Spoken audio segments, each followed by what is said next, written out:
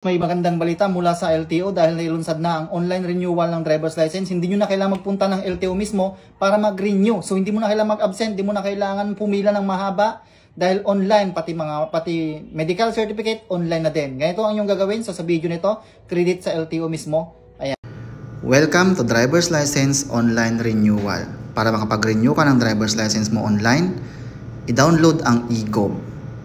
Kapag na-download mo na, i-open mo na ito. I-click ang NGA at hanapin ang LTO. Piliin ang driver's license online application. Pindutin ang complete your profile to continue. At kumpletuhin ang driver's license enhancement program at kumuha ng medical certificate. Kapag pinindot ang ODEP, mag-register at mag-selfie.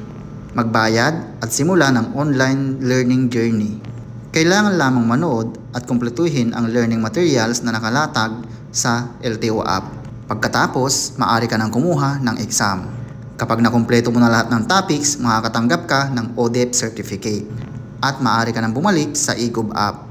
Para naman sa medical certificate, mag-book ka lang ng appointment. Piliin ang gusto mong araw at oras.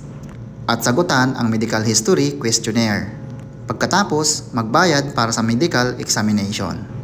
At sa araw ng iyong schedule at appointment, pumasok sa teleconference room, kung saan may naghihintay na doktor.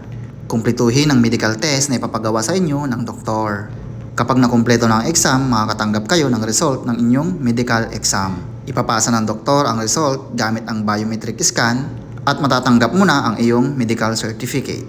Kapag may audit certificate at medical certificate na, pindutin agad ang continue. Dito ay kailangan mong i-upload ang harap at likod ng iyong driver's license. Mag-antay ka lang nilang sandali at automatic nang i-analyze ng AI ang iyong data. I-check kung tama ang impormasyon at punan kung may kulang o may mali. Pindutin ang next at ilagay ang iyong address. Pagkatapos mong mailagay, i-double check mo ulit ang mga detalye ng iyong driver's license.